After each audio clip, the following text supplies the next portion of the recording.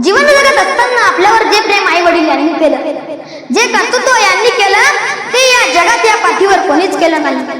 या कोरोना काळामध्ये कोणाची आई गेली, कोणाचा बाप गेला, कोणाचा भाऊ गेला, कोणाची बहीण गेली, पण आई बापांनी आपल्यासाठी जे कर्तृत्व केलं, त्या आई बापांचा चेहरा डोळ्यासमोर आणा, आपले डोळे डबडबल्याशिवाय राहणार नाही। काय आहे ते आई बापांचं कर्तृत्व? इथे बसलेल्यापैकी अनेकांची आई या जगातून निघून गेली असेल, तिच्यासारखे उपकार आपल्यावरती कोणी केलं नसेल। काय केलं या मृत्यू लोकात? आपल्याला पाय ठेवायला जागा दिली। अहो, आपण एखाद्या जागेत राहतो तर भाडे देतो, करार करतो, परंतु आईने आपल्याला जागा दिली, परंतु आतापर्यंत कुठलीच आई आपल्याला म्हणाली नाही, हे राजा 9 महिने 9 दिवस दगडासारखं ओझं मी माझ्या उदरामध्ये वागवलं, आता महिन्यात 50,000 रुपये कमवतो ना, त्यातील 25,000 रुपये आणून दे। म्हणली कुठली आई? आतापर्यंत कुठल्याच आईने भाडं मागितलं नाही। हा आईने जीवनात केलेला पहिला उपकार आहे। तिने दुसरा उपकार केला, तिने आपल्याला श्वास दिला। अहो, त्यावेळी या दोघांमध्ये एक गोष्ट जोडलेली असते, ती म्हणजे ती नाळ।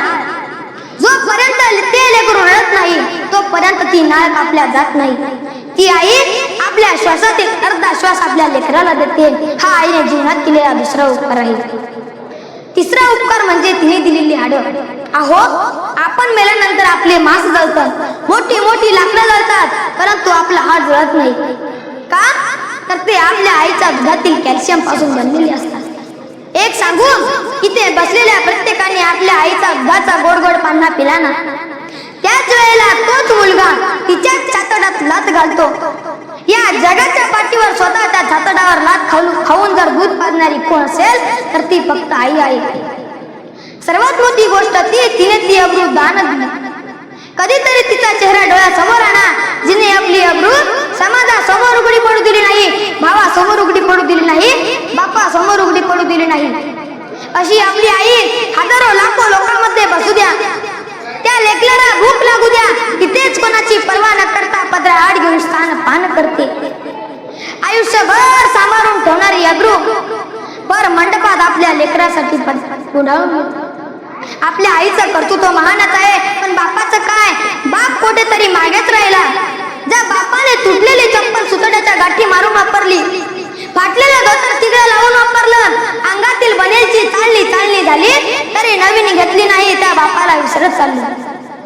आपल्याला रोज जेवायला देणारी, तोंडावरून हात फिरवणारी आई आपल्याला आठवते, परंतु त्या 2 टाइम जेवणाची व्यवस्था करणारा बाप कुठेतरी विसरत चालला। शास्त्राने आईला प्रथम स्थान दिलं आहे, मातृदेवो भव, आणि बापाला दुसरं स्थान पितृदेवो भव।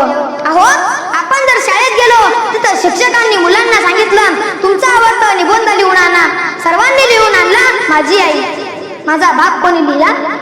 कोणीच नाही। अहो, शपथ घ्यायची तरी ठरली तर आपण शपथ घेतो आईची शपथ, बाप शपथ घ्यायचा लायकीचा राहिला नाही। इथे अनेकांचा बाप निघून गेला असेल, तो बाप आठवा। हजारो संकट आले तरी कुटुंबाला दुखत नसेल तसा तो बाप आहे, पण कधीच त्याने आतापर्यंत तक्रार केली नाही। कधी रडतो तो बाप? आठवाना कधी रडू येते त्या बापाले।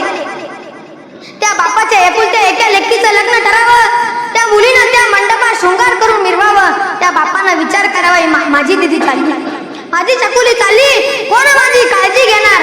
त्या बापानं मंडपातल्या एखाद्या खांबाजवळ जावं आणि आपल्या अश्रूला वाट मोकळी करून द्यावी। त्याला रडू येते, आता कोण मला विचारणार की बाबा जेवण झालं? माझं आणि बायकोचं भांडण झाली ती माझ्याजवळ यायची आणि म्हणायची, बाबा ती तशीच आहे, काळजी करू नका, ती तशीच आहे। दादा तो बाप त्या ठिकाणी रडतोय, त्या मुलीनं आपल्या बापाजवळ यावं आणि मिठी मारावी आणि रडावं। लक्षात ठेवा, हा सूर्य मावळला तर दुसरा उगेल, परंतु बाप नावाचा सूर्य मावळला तर तो पुन्हा उगणार नाही। लक्षात ठेवा, ज्याला घरातील आई कळली, बाप कळला, त्याने कीर्तन, प्रवचन, नवरात्र उत्सव, गणपती उत्सव करायची गरज नाही, कारण घरातील आई 9